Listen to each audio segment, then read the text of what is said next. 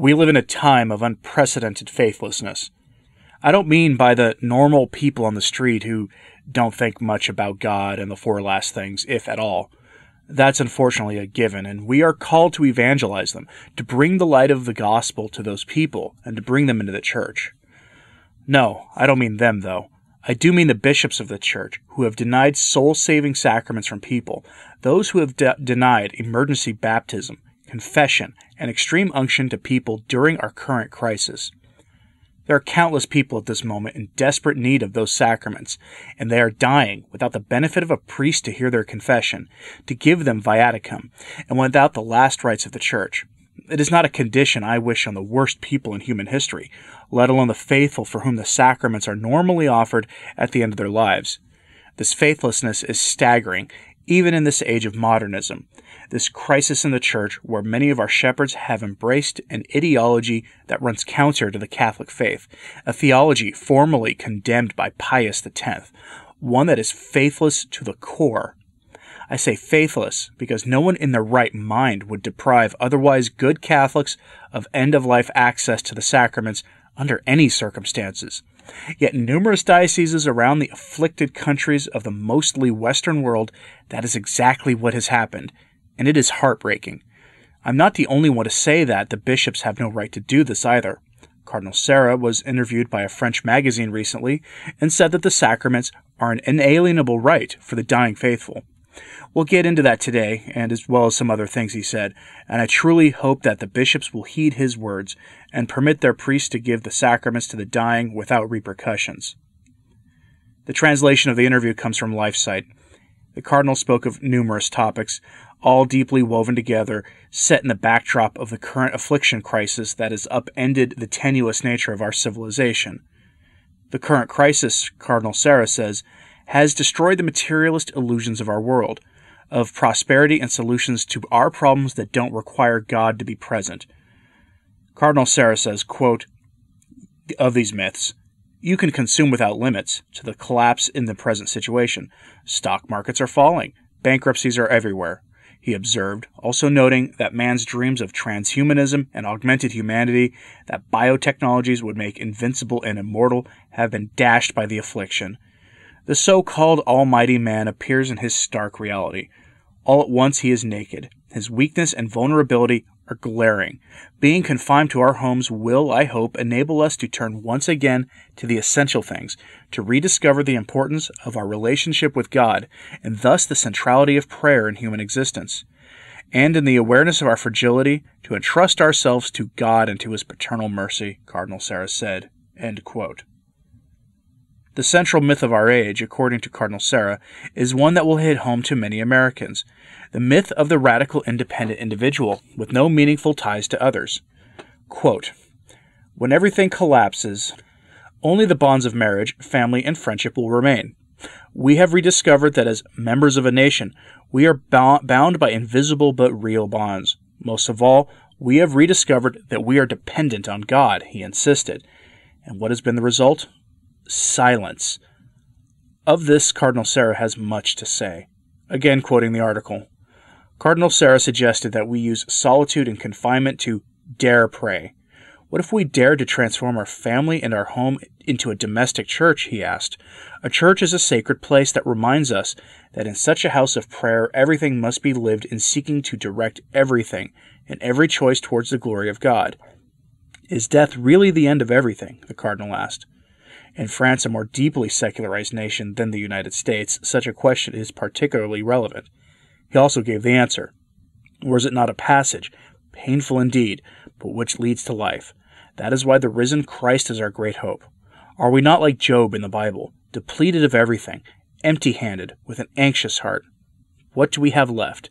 Anger against God is absurd. We are left with adoration, trust, and contemplation of the mystery. End quote. That should be our answer, but as we've seen, many in the world have embraced the sins available even in our confinement, the other affliction that must be making great inroads at this time, indecency and impurity of the kind most easily available on the internet, and many such sites have now offered free membership to those stuck at home. It's truly reprehensible. Cardinal Sarah was asked what should priests do in this time of unprecedented spiritual darkness and hopelessness, a situation that is compounded by a failure of leadership in the church in many dioceses, where the bishops have mandated that all sacraments cease. His response is one that I hope the bishops who've done this hear and act upon. Quote, "The Pope was very clear. Priests must do everything they can to remain close to the faithful. They must do everything in their power to assist the dying, without complicating the task of the caretakers and the civil authorities. But no one has the right to deprive a sick or dying person of the spiritual assistance of a priest. It is an absolute and inalienable right. In Italy, the clergy has already paid a heavy price. 75 priests have died assisting the sick. But I also believe that many priests are rediscovering their vocation to prayer and intercession on behalf of the whole people. The priest is made to stand constantly before God to adore, glorify, and serve him. Thus, in confined countries, priests find themselves in the situation inaugurated by Benedict XVI. They learn to spend their days in prayer, solitude, and silence, offered for the salvation of mankind. If they cannot physically hold the hand of each dying person as they would like, they discover that, in adoration, they can intercede for each one." End quote. The striking thing about this interview is that Cardinal Sarah says that what many of us have been thinking, that the world is looking for strong leadership from the Church. If you don't think that is the case, when Francis did his special Ubi et Orbi address in the rain, all of the media covered it, and covered it positively. Regardless of what you might think of that event itself, the positive reaction from the world is evidence of Sarah's claim, that the world is seeking the leadership of the Church right now. Aside from maybe that one act, we've seen precious little, and some of what we've seen has been rather counterproductive. See my 2 videos about Pope Francis this week for an example of that, to be blunt about it. But it is worth repeating what Cardinal Sarah said in the interview. At a time when so many are dying alone without the presence of loved ones, at a time when so many are in isolation and needing the sacraments, Cardinal Sarah insisted that, quote, "No one has the right to deprive a sick or dying person of the spiritual assistance of a priest. It is an absolute and inalienable right." An absolute and inalienable right. Are you listening, Cardinal Cupich? The Archdiocese of Chicago banned emergency baptism without the consent of a bishop, and banned all the other sacraments as far as I've read. That violates the law of the Church, the supreme law of the Church. And you faithful listener, as a Catholic, are not bound to follow such evil dictates. If you see a person dying, you should offer them baptism if they haven't been baptized. It is your duty to act, and no modernist in a mitre can stop you from doing so. When souls are at stake, no authority on earth has the right to prevent the lay faithful or good, courageous priests from doing their duty. That is lost on many of us today, and it is a sign of the state of the faith in the world. It often brings to mind the words of our Lord, when he said in the Gospel of Luke, "When the Son of Man returns, will he find faith?" I can only imagine the despair and hopelessness some must be feeling in isolation now, far from the sacraments. Some will ask, what are the limits of obedience? Should we not be obedient to the authorities? The Church says that we are bound to follow even bad dictates of bishops and popes as long as they do not conflict with the faith. Clearly, this closing of the sacraments to even the dying conflicts with the faith. No priest is duty-bound to follow these orders. Defying them will take great courage, given that they may lose their authorization to say the Mass and to hear confession once they do so, having thus earned the white crown of martyrdom from vindictive bishops. But what else are the good priests to do? These are darker times than many realize, as the loss of souls due to the fear or faithlessness of some bishops now is a crime that must cry out to heaven for vengeance. Pray for those who are without a priest to hear their confession and will not be able to receive last rites due to these men, and pray for the conversion of heart of those making these wicked decisions.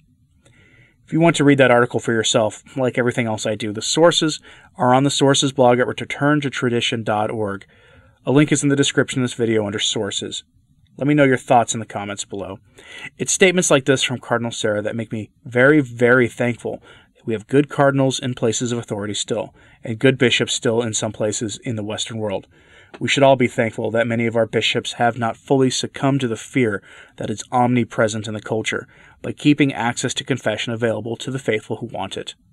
And please, pray for the priests who courageously offer the sacraments to the dying right now, at great physical and material risk to themselves. I'm Anthony Stine. Ave Maria.